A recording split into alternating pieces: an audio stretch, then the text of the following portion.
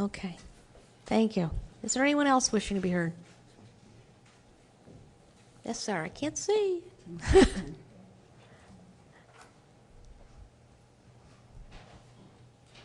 Sort of missing a bank of lights back there. I'm Tim Harrington from Crossgates.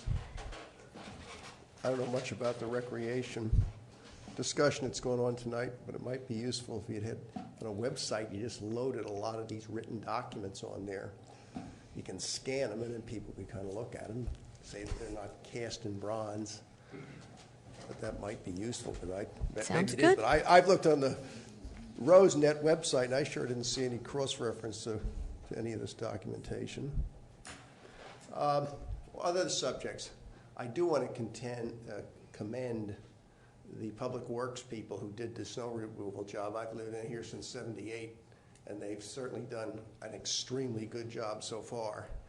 Whereas a year or two ago, I had to have my tractor out to push a UPS truck up Pomeroy Road because it was in such bad shape, that first snow we had.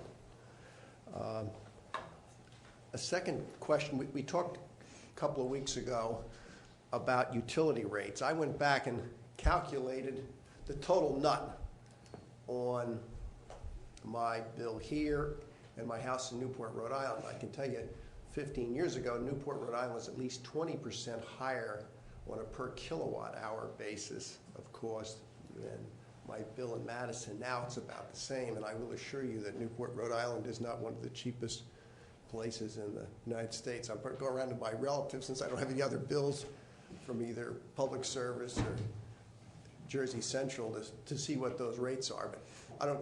You work with the bottom number. Don't tell me the distribution fee and the energy fee, which you see in a private bill. Ours is one line, but you divide your kilowatt hours into the total nut, and that gives you some idea what that rate is. Secondly, we're going the budget process, and I have some background in that thing. Unfortunately, I'll be down in Florida for 3 weeks, assuming I get through all this cold weather. But I mentioned the last time, if some of this budget information could be broken down on a per person basis or per household basis or per square foot or something like that, people understand those numbers. You start throwing 10 million here and 4 million there, it's very difficult for people to understand that budgeting process. And as a CPA, although I'm not a public accountant, I can tell you these budgets baffle CPAs, and I've done work on a Dow Jones Industrial 30 company, which isn't a small company, and I could understand that budget process, but I can't understand these local municipalities.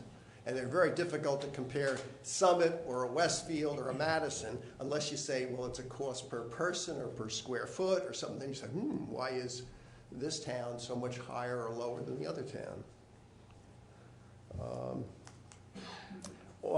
I noticed in our approvals that we went through here, we're paying the public defender $85 an hour.